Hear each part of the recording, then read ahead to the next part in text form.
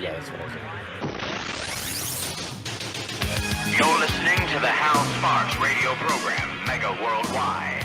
I've had people walk out of me before, but not when I was being so charming. Video streaming at halsparks.com. I don't care for you or for the putrid sludge you're troweling out. Damn puss-faced little pimp stick. True progressive talk. Might be a good time for you guys to give up. Welcome back to the show. It's Hal Sparks Mega Worldwide, the radio program that's on the weekends, 9 to 11 a.m. Pacific time. And joining us right now from Kiev is our dear friend Philip Ittner. How are you, brother? You doing all right? Good. Excellent. Yeah. Power outage earlier today, and one air raid siren, but all things considered, that's pretty easy. Right. Yeah. And Johnny Million is going to be farming questions from the chat at infotainmentwars.com, Great. at twitch.tv/HalSparks, and of course, even some from the Facebook page, the Hal Sparks page, which you can also join if you're a Facebooker. And then I even am still streaming to Twitter, even though it is run by a dude who is getting a little too cozy with a couple of gnarly regimes these days. In a very in another example of worst timing in the world. He speaks fluent Russian. Did you know that? No, I did not. I mean, Musk does.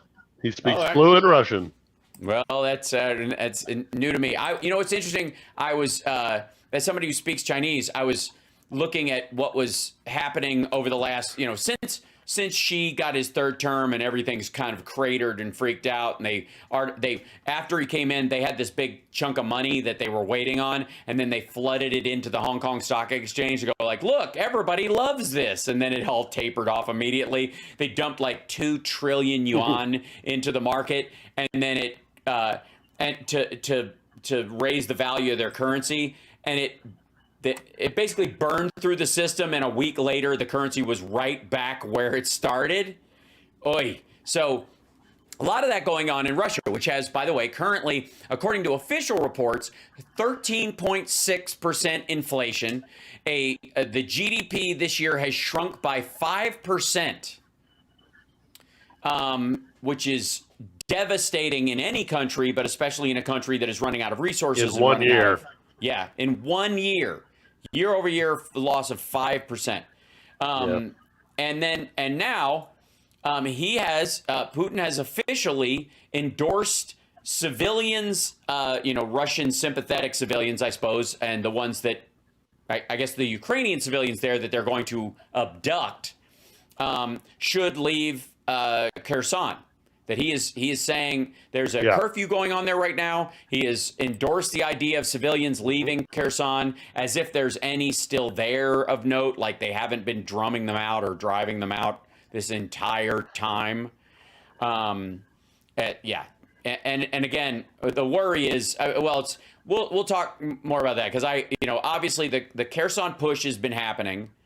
I have a theory I want to test with you about the Wagner group also, but tell us what you've heard as far as what's going on in Kherson and the push there and sort of the official. Kherson's a little bit tricky because the Ukrainians are trying to control the information coming out of there as tightly as they can. So journalists are not really allowed to go into kind of the frontline areas of Kherson, which is not unusual. Militaries around the world will do that. It's just you don't want a bunch of journalists, one, getting in the line of fire, but two, also revealing positions or anything like that. So they've clamped down on the flow of information coming out of Kherson. But we have heard about the curfew. We have heard of and there's been photographic evidence to indicate that the main train station, the main rail station, right. That the Russian flag has been taken down from there, which is significant. They haven't put up a Ukrainian one yet, but they have taken down the Russian flag. Like they took it with them so somebody couldn't wipe their feet with it. Right. Yeah, exactly. And then, we have a video document. We have a video plea from the deputy mayor who was put in power when the Russians came in. Now, keep in mind that Kherson was the first major victory for the Russians, mainly because they had installed people who then betrayed Ukraine and handed things over to the Russians. So this deputy mayor was leaving, and he was saying, "Oh yeah, everything's fine. Don't worry about everything. Civilians should be thinking about plans to move out, but we're not worried about losing the city." But then he's videoing, and you see he clearly has everything that's dear to him in the world behind him in the car. He's packed up to the ceiling of boxes and suitcases. So he's getting out of there for sure. One of those guys, but there's also child. There was footage of one of those guys leaving town, ran over a kid in the street and just kept going. A little kid, I want to say, look, 3-4 years old. Brutal. Yeah. And there's widespread reports of as Ukrainians are progressing, they're coming into villages where they're getting these reports of just widespread war crimes and killings and raping and just everything isn't nailed down, getting stolen. It's nothing new that we haven't seen in this conflict before, but as Ukrainian forces progress and regain territory, they're hearing these things over and over and over again. There is concern. There. I have heard from certain sectors within Ukraine and primarily within the defense ministry, but other places as well, that they're cautious about this whole "the Russians are pulling out" thing. Right. They think it might be a trap. They think it might be a trap. They think that they might be being drawn into something that would, something unexpected. Nobody is suggesting immediately that it would be some unconventional weapon or something like that. More like that they have strategic concerns that the Russians are trying to draw them into Kherson and turn it into a Stalingrad or something. But the Ukrainians are going to come for Kherson. It's going to happen. Yeah. It's the weather is already turning bad, so they're on the clock. They've got to get in there before too long, or the rains will come and everything will be muddy, and it will be difficult to resupply and refit and rearm. All the ramifications of a heavy winter or a bad autumn in Ukraine are clearly at the forefront of everybody's minds. But they have to take Kherson back. They have to. It's strategically, it's almost vital. And it might be that the Ukrainians themselves are planning some sort of offensive that would be well in time with the coming change in weather, because they could conquer the territory without fear of a counteroffensive. Right. But that's all speculation. That's all speculation based on information that we're getting coming out of what is kind of an information black hole. But never, it doesn't. In some ways, it doesn't change the momentum in this circumstance. It doesn't change the momentum, and it doesn't change the importance of getting Kherson back.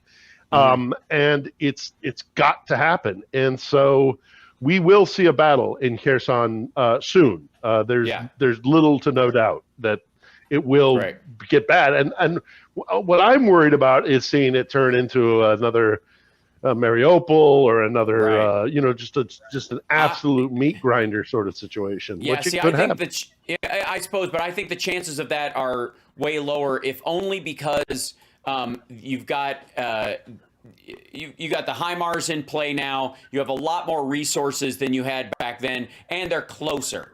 One of the things about Mariupol was it was just too far away from support, and but Kherson, fighting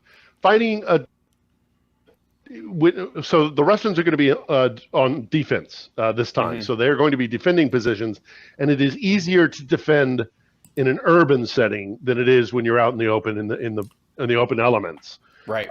So we'll see. I don't know.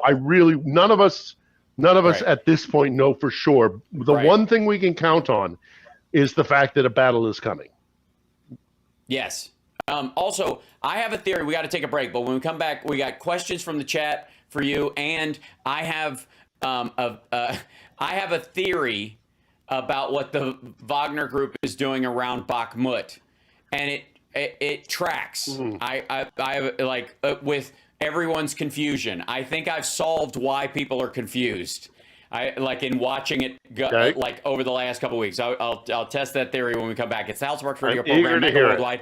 Yes, on WCPT Radio, Chicago's Progressive Talk. WCPT820.com is the website. We'll be back.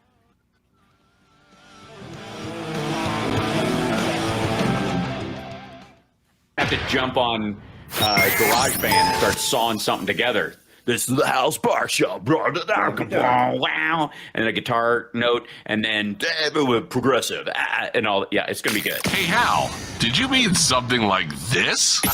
This is the House Bar Show. Wow. And a guitar note, and then progressive, and all. Yeah, it's going to be good.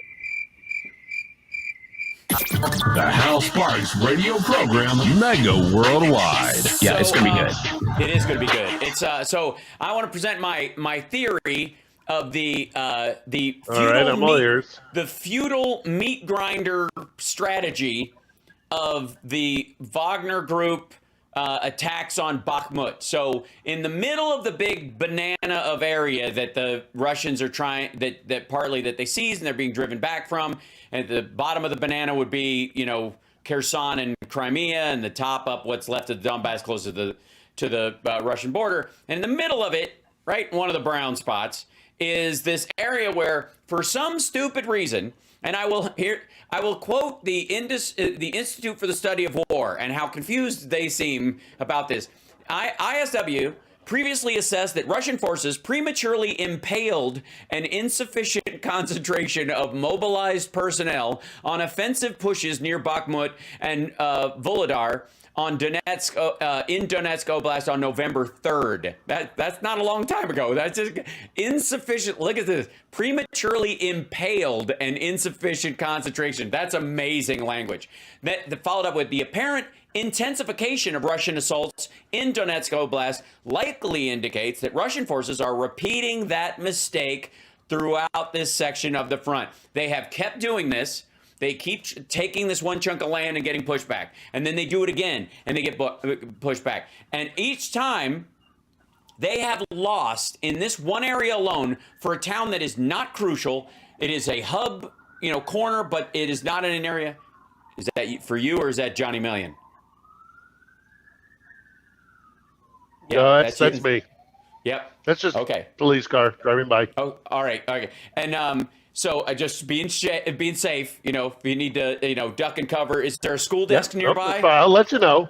All right. Good. I'll let you know. So they keep taking this little bit of land right around Bakhmut and then getting driven back and then doing it again. And when the Ukrainians drive them back, it's not costing the Ukrainians anything because they're firing with artillery. Like these guys, they're firing on this ground. The Russians rush across it. Then they fire on the ground again. The guys run back. It's not costing, like Ukrainians are not losing soldiers there. The Russians are, and lots of them. Somewhere in the order of like 7,000 in the last 3 months in that one area for a piece of town they don't need. And the Wagner group is in charge of that middle area. That Donetsk Oblast area leading up, like in the middle of that whole section, they are the ones keeping those two sections, in theory, from being split apart. And they keep doing this push. And I think I know why.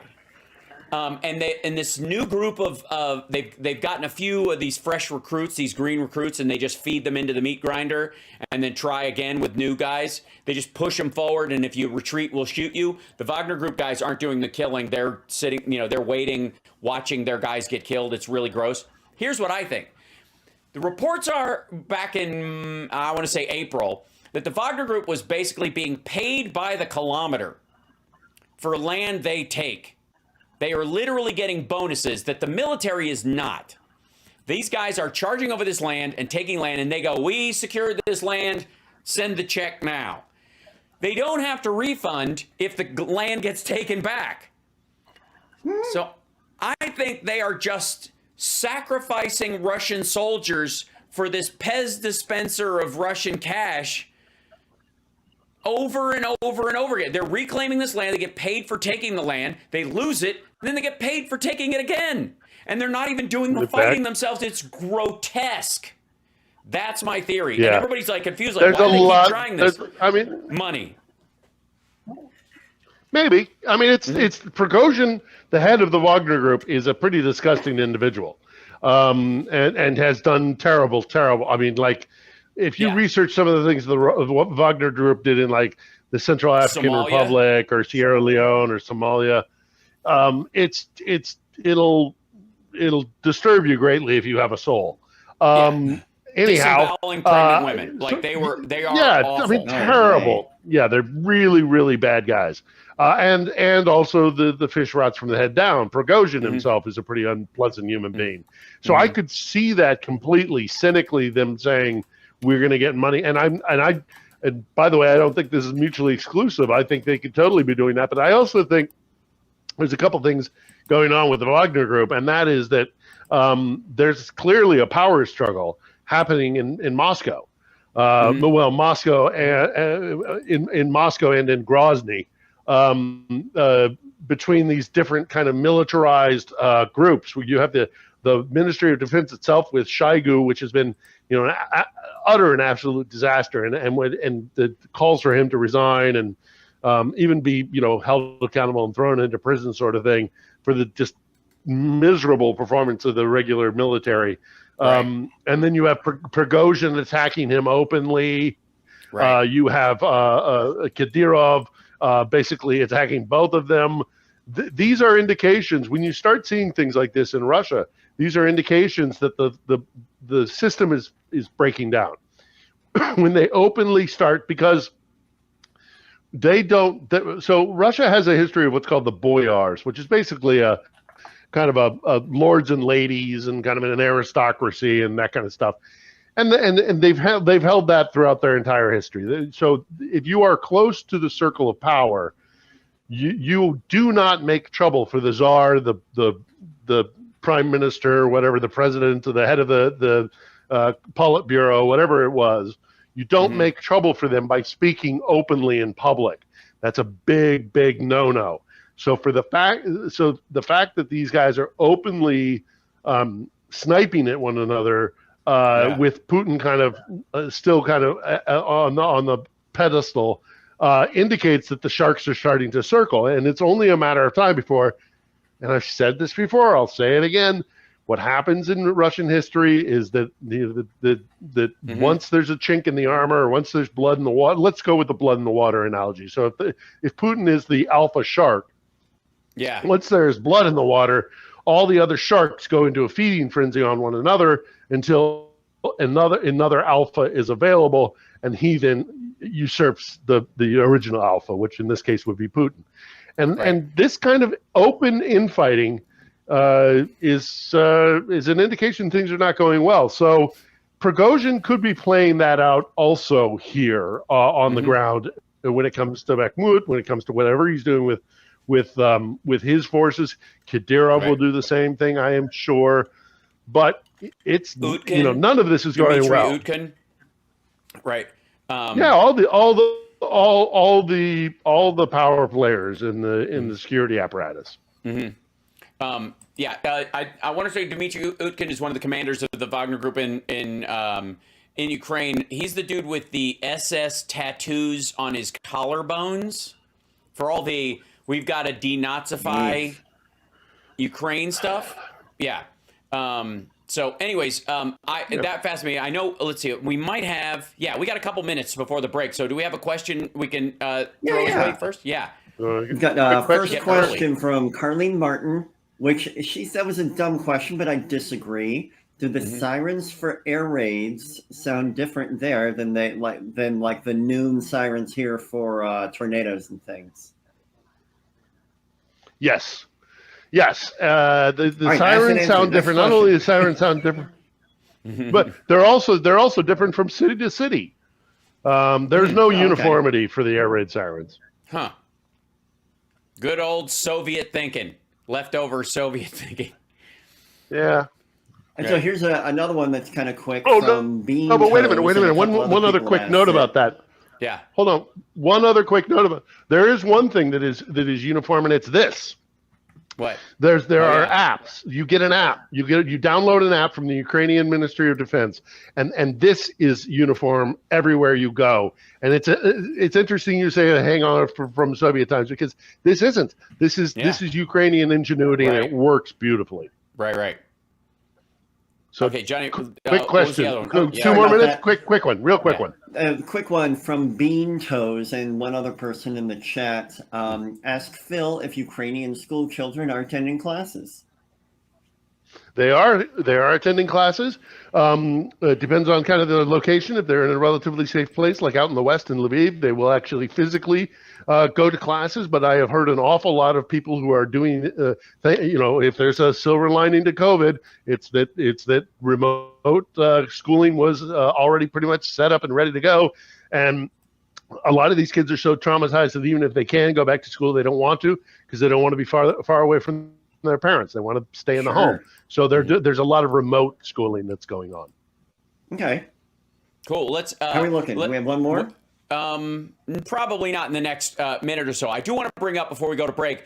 The G7 has, according to Kiev Independent and the G7 themselves, they reported this as well, has established a coordination mechanism to help Ukraine restore energy and water infrastructure. So beyond the fact that military aid is being sent in and support aid for refugees and people who are displaced and made homeless by this, there is now a coordination between G7 countries to go in there and help them make sure their power is back on and that their water is working.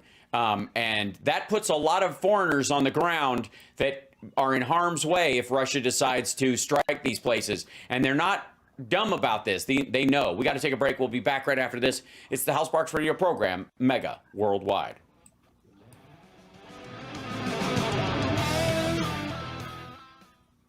You're listening to Hal Sparks' radio program, Mega Worldwide. I thought there was going to be like a new one every break. I was so excited. You want more, Hal?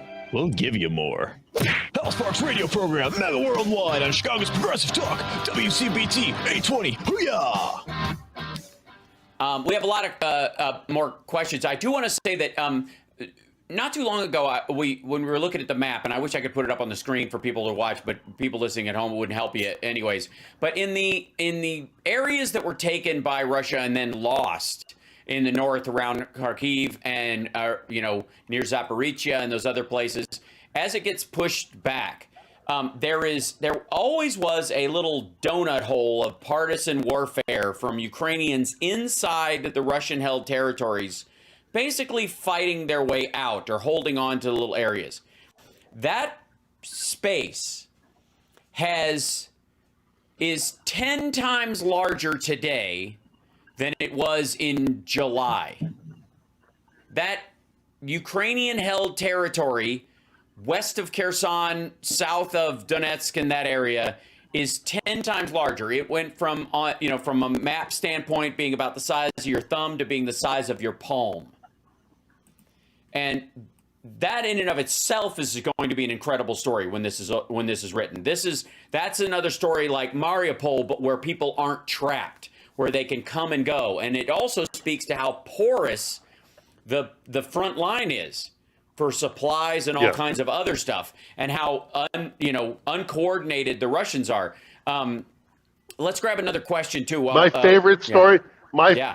Quick point. My favorite story of all of those things, though, was the story of the guy who ran a restaurant in Kherson, and a bunch of Russian soldiers came in and ordered a bunch of shish kebabs, and they put rat poison on it and killed him. Wow.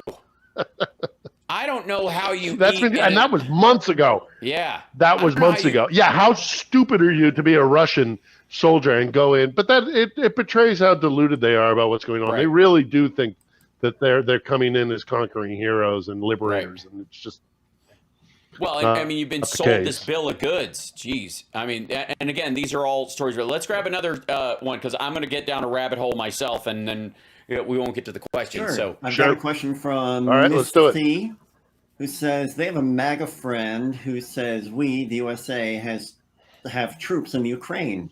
I don't have money to do a super chat. Can someone please ask Phil if this is true for me, please? Thank you. You don't need money to ask a question, Misty. Do we have troops on the ground in Ukraine? Not okay. No, we don't. Not to any significant. I'm gonna hedge this a little bit, but we might have a couple of special ops guys on the ground here. We might have a couple of liaison officers on the ground here, but it is not. It's a maybe a few dozen, maybe. Right. Because we don't want to get caught. You don't want to get. They're also not fighting. That's not what they mean by troops also not either. Fighting. Yeah, we're not. We're no. like right now. We have no combative units on the ground in Ukraine. I am very comfortable in saying that. And this is someone who I have been hanging out with members of the Foreign Legion, the International Legion that's here. Mm-hmm. So it's not like they could sneak them in under that guys either, because I've met a lot of those guys, and they're just volunteers. They're just guys who, and sadly, by the way, is something of note that we didn't talk about at the top, but sadly, it does look like the Legion is really taking it on the chin right now. I know there was at least one American who was killed this week. I think there was a guy from Singapore. Right. They're out there fighting for what they see as a global threat to democracy. But as far as us sending somebody, or like the Pentagon sent troops here in any significant numbers, or that they're combatants, no. 100% tell your MAGA friend that's a load of that's hogwash. Mm-hmm. Very good.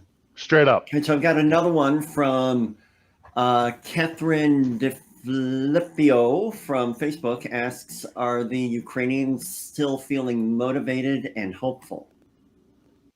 Yes. Yeah. 100%.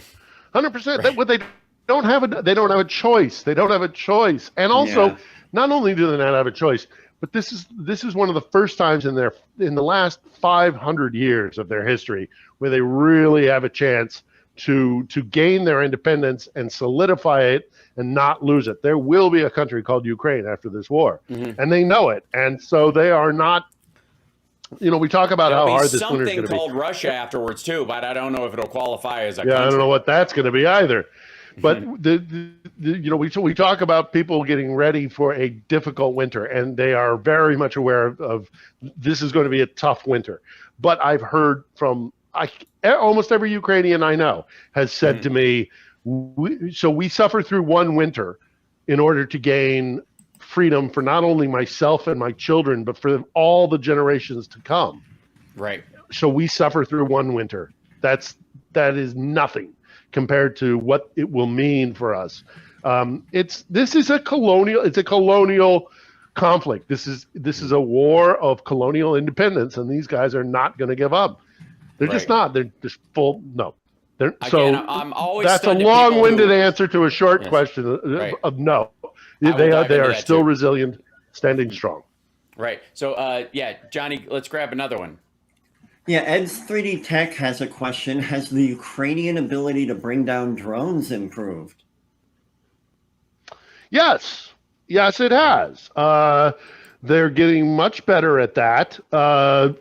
Some really kind of like just brute force kind of things I've seen even is like using a drone to hit another drone and knock it out of the sky. But what I've really seen, and we are now looking at stuff that is going to become commonplace in the 21st century battlefield. And one of these weapons that is being developed, not only internationally, but now here domestically within Ukraine, are these guns that send out a radio signal that breaks the drone away from its controller. And most drones will have, certainly the commercial ones that are being used, that they have a default setting. When they lose connection, they'll just land. So they shoot these. It's very much Flash Gordon kind of, We've shown pictures of it on my live stream. Trekkie kind of stuff. Great. Yeah, they're really funky looking things. But they shoot a radio signal up at the drone, and the drone comes down. Now the other drones that are being used, which don't rely so much, which are much more autonomous, like the Iranian drones that they've got, They're getting better at downing those as well. Their air defenses are getting better and better. That's part of the package that was just delivered by Sullivan, National Security Advisor Sullivan, who was just here yesterday or the day before, I want to say, bringing a $400 million, another tranche of $400 million, and in that is included better anti-air defenses, and they are getting better. Their air defenses are getting better. I mean, I don't want to jinx myself, but considering how much the munitions have been chucked at Kiev, if they'd gotten through, this town would be much worse off than it is. But they're getting very good at shooting these things down. So hopefully they'll get even better still. Mm-hmm. Cool. All right, can I squeeze in another one here? Yeah. And this is from Connie Kelly. Mm-hmm. What is the feeling on how long the war will last? Will it go past the end of winter? Yes, it's going to go past the end. Well, okay. Unless. So war being what it is, I try not to be categorical, except for a few things like the will of the Ukrainian people, which is just undeniable. But if Putin were to suddenly get a severe dose of lead poisoning, or if there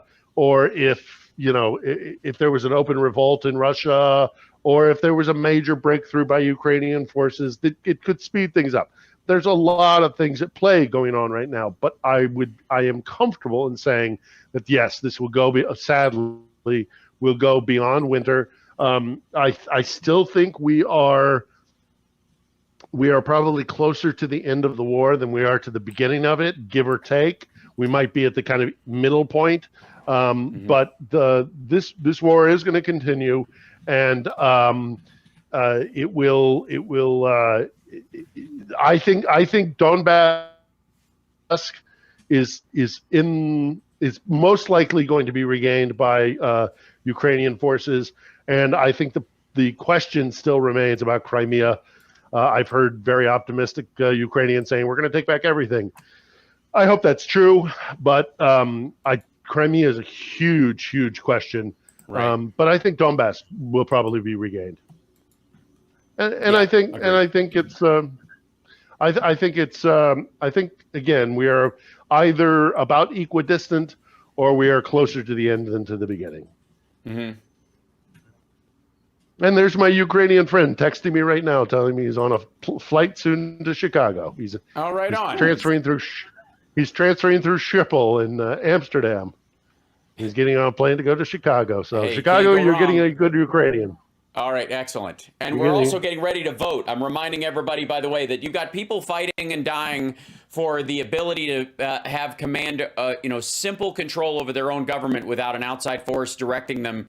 And if you let it slide or take that for granted, I don't know what's up with you. I don't know why again, taking the freedoms and the ability to control our government for granted is as much of a crime as just like looking at what the mass graves in Bucha and shrugging them off. This is incredibly serious. It is a regular endeavor. Don't put more weight on it than it takes. Just just vote. I did it before I left. There you go. I voted as well. I posted my picture. Johnny Million, have you did your early vote? Johnny Million early voted, and I sure did. Yeah, and I met my wife in Southeast Asia. Right. What are the odds? He wasn't even here for that, so it's just as confusing as you think. Let's take a break. When we come back, it'll be the happy ending, which is always better when Phil is with us, just because we know he's okay, and that helps immensely as well. We'll be back right after this. It's the Hal Sparks Radio Program, Mega Worldwide.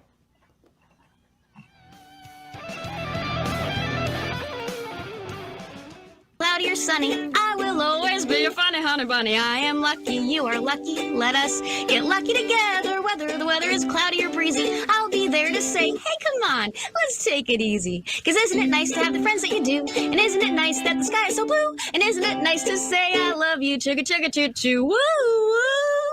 I am smiling, you are smiling. Let us smile together. Whether the weather is cloudy or stormy, I will still be there in the morning. I'll be right by your side in the morning. I'll make you breakfast in the morning. I hope that you like cereal. Yay! This has been, welcome back to the show. This is House Sparks Radio program, Mega Worldwide. It's time for the happy ending, and Philip Ittner is joining us today. And hopefully at some point I will be able to announce the happy ending that we've hit 42,000 subscribers. We are currently at 41 point. We're hovering at 41. We're at 52. No, quit it.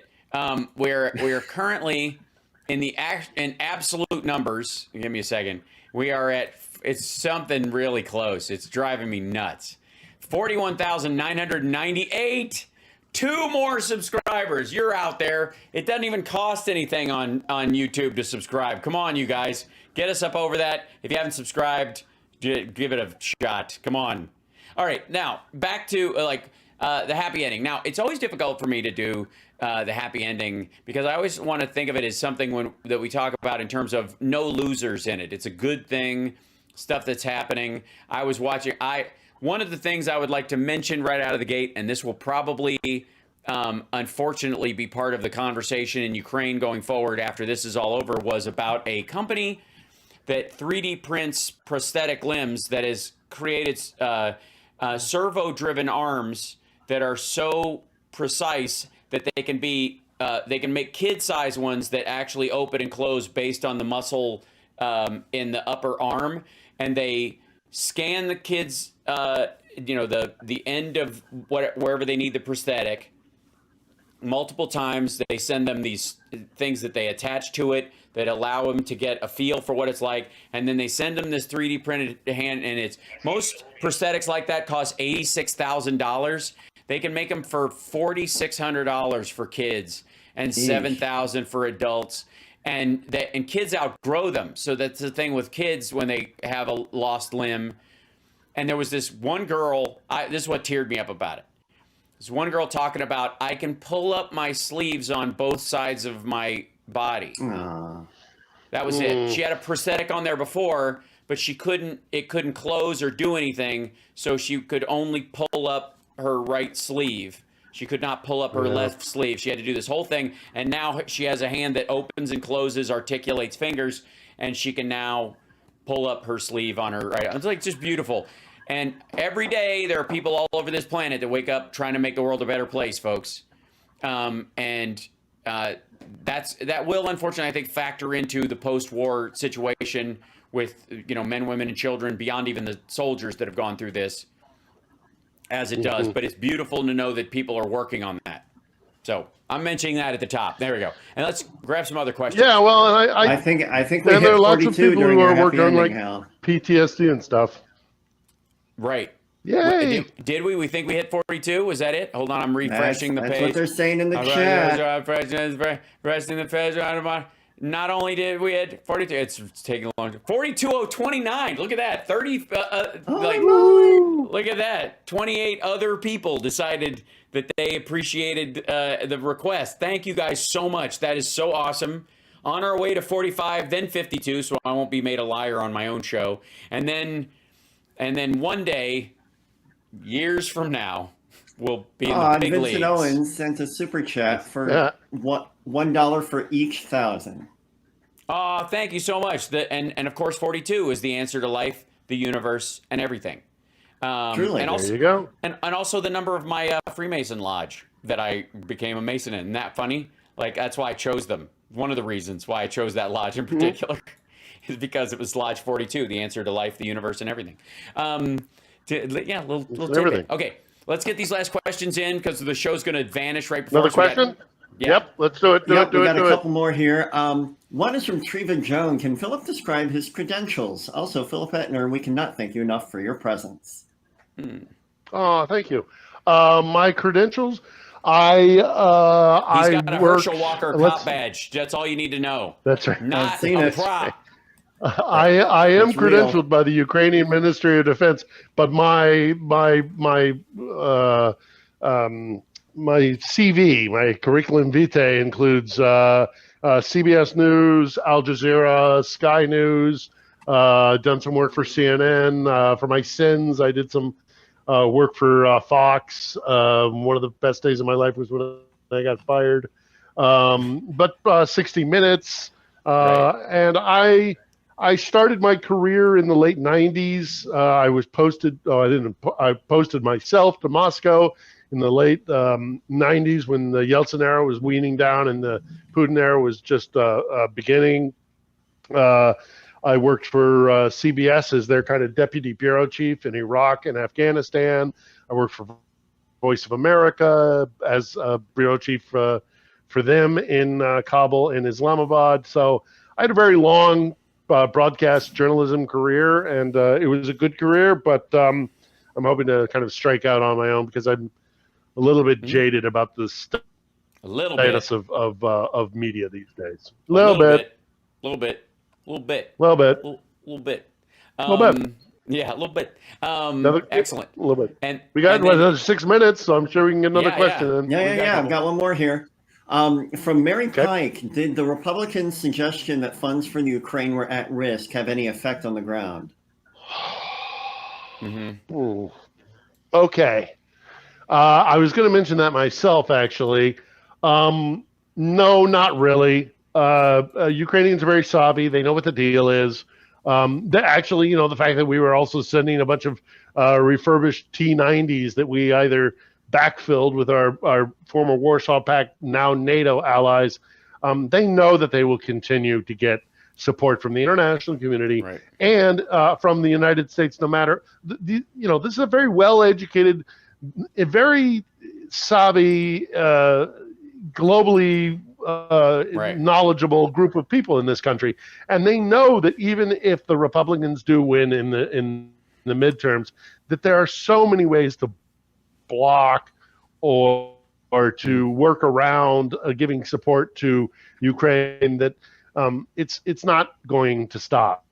And by the time it gets to a place where they might be able to stop getting aid to this country, the war is most likely going to be over, and probably in Ukraine's favor. But it's also just I keep going back to the fact that as grateful as they are for the weaponry and the support, the moral support, the financial support, all the rest of it, it is my contention. They don't say this themselves. I'm saying this, me. Even if we didn't support them, they'd fight. They'd fight, and we would be ashamed of ourselves for letting it happen, because they would be willing to fight to the very last man, woman, child, whatever it is.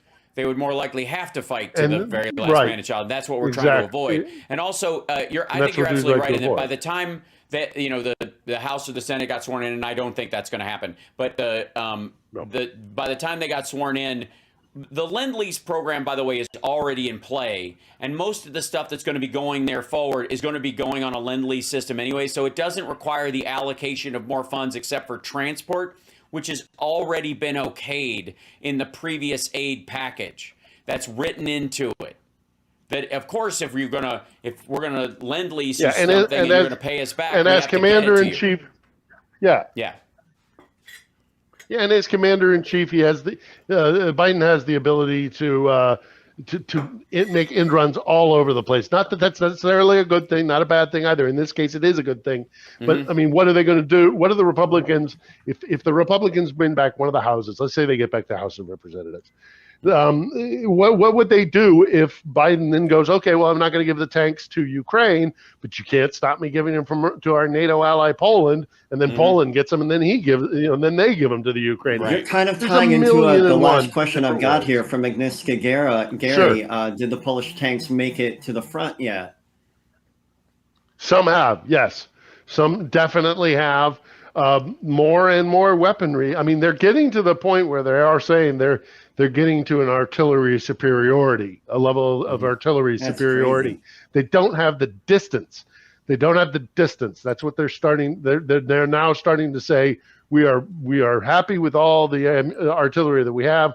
We have problems with munitions, and we have problems with really, really long range weaponry. And we'll have to see if they go ahead and get that. But yes, the weapons are getting to the front. We're almost out of time, but I have suggested that one of the concerns was, of course, the 300-kilometer HIMARS, for example. One of the ways you solve that problem is you can't use them past this line if you're going to fire them, meaning that you can use them 298 kilometers back from the Russian border or something along those lines. And you can give them a lot of, long range stuff. Now, there's some stuff that will travel over multiple countries, and that's really what they're talking about. Because once you go past the HIMARS level, you're talking about cruise missiles and that kind of stuff, which can go for a very long time. And that's but where the Ukrainians don't want. Ukrainians don't necessarily want that. And in addition to that, the Ukrainians, again, are smart enough to know that they would not jeopardize the goodwill of the international community or the Americans in particular by firing into Russia. If we say we'll give you these weapons, but you can only fire at X, Y, and Z, and you can't fire into these places, they will agree. They will agree. Right. Agree. They're not stupid. Philip, they don't want to ruin the relationship. Philip, thanks for being on. Hopefully you can join me during the maybe week see you on Wednesday. That'd be great. That'd be lovely. Johnny Million, love you. You're amazing. Have fun in Southeast Asia. Tell the missus, try the noodles. And I will see you guys. I'm going to do a special Trump thing tomorrow on my live stream. So at infotainmentwars.com because we passed 42K. Thanks, Chicago. Love you guys. And love you, chat. And we'll see you guys soon.